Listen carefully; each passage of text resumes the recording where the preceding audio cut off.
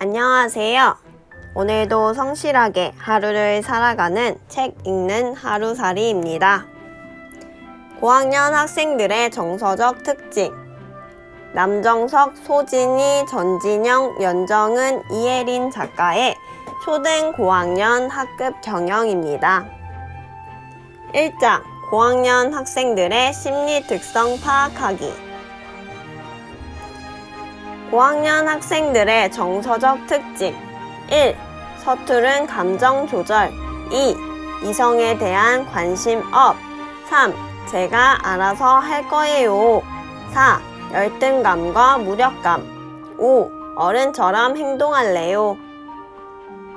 고학년 학생들의 정서적 특징. 1. 서투른 감정 조절. 사춘기에 들어선 고학년 아이들은 자신의 감정을 잘 조절하지 못합니다. 별것 아닌 일에도 발끈해서 화를 내거나 토라지고 잘 지내는 듯 보이다가도 사소한 일로 사이가 틀어지거나 싸우기도 합니다. 더불어 자신이 화 또는 스트레스를 해소하는 방법을 몰라 무조건 욕을 내뱉는 경우가 많습니다. 조사에 따르면 고학년 중 90% 이상의 학생이 욕설을 사용한 적이 있다고 합니다. 자신의 감정을 조절하는 방법에 대한 교육이 필요합니다. 이렇게 해주세요. 아이들의 감정을 다스리지 못할 때 교사가 함께 화를 내면 오히려 불에 기름을 붓는 격입니다. 항상 침착하고 차분하게 상황을 객관적으로 바라봅니다. 학생에게 상황을 말로 설명하라고 하기보다는 종이에 적어보게 합니다. 시간을 두고 자신의 행동을 돌아보고 상대방에게 감정이입을 할 수 있습니다. 2. 이성에 대한 관심 업. 고학년이 되면 아이들은 이성에 대한 관심이 부쩍 높아져 누구나 마음속으로 좋아하는 아이를 한두 명쯤은 갖게 됩니다. 이성에 대한 표현도 진지하고 적극적이어서 서로 고백하고 사귀는 아이들도 생깁니다. 대중매체의 영향으로 아이들의 연애 모습은 사뭇 진지합니다. 배신하다, 차이다, 바람 피우다와 같은 어른들의 용어가 등장하고 스킨십이 이루어지기도 합니다. 간혹 중학교 선배들이나 인터넷을 통해 알게 된 이성과 교제를 시작하는 학생들도 있습니다. 더불어 교사를 이성으로 생각하여 젊은 남자 교사에게 관심을 보이는 여학생이나 젊은 여자 교사에게 짓궂은 농담을 하거나 문자를 보내는 남학생도 생깁니다.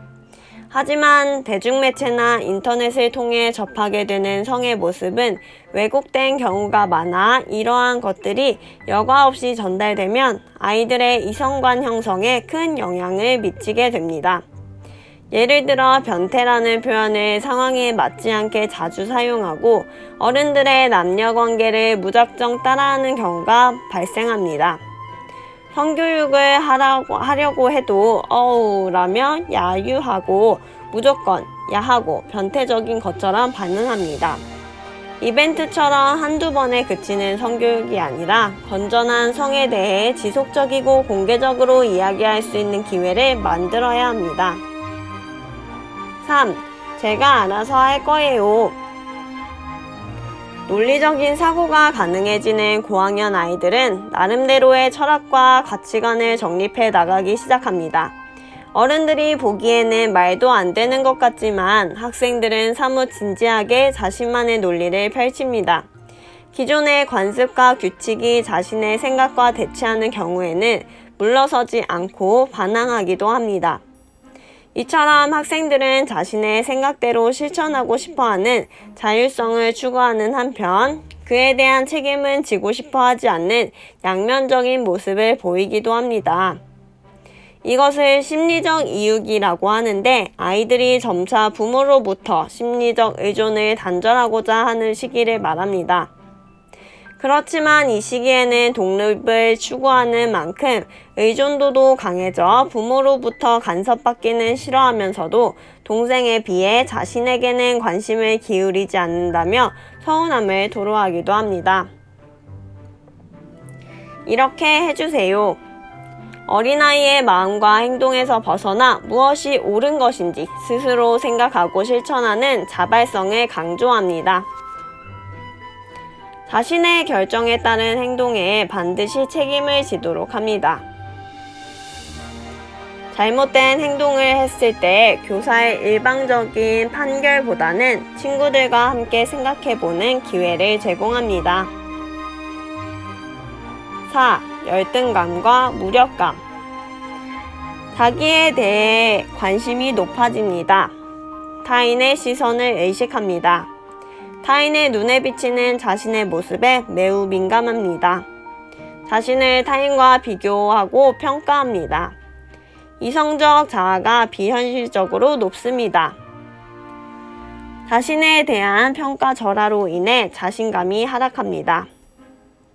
아이들은 자신있게 다른 사람 앞에 서는 것을 두려워하며 관념적으로 열등감과 무력감을 가지게 됩니다. 이러한 열등감과 무력감은 자아를 보다 현실적이고 다면적인 존재로 인식하게 되면서 차차 사라지게 됩니다.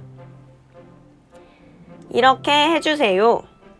자신을 타인과 비교하기보다는 과거의 자신과 현재의 자신을 비교하도록 유도합니다. 한 달 전과 현재를 비교하여 다음 달에 구체적인 목표를 세워 성취하면 열등감을 극복할 수 있습니다. 5. 어른처럼 행동할래요. 고학년 아이들은 어른처럼 행동하고 싶어 합니다. 동요를 유치하게 생각하고 음악 시간에 노래를 잘 부르지 않으면서도 최신 유행과 가락에는 들썩거립니다. 젊은 선생님과는 친구처럼 지내려는 모습도 보입니다. 선생님과 대화가 통한다고 생각되면 반말과 농담을 섞어가며 이야기하기도 합니다.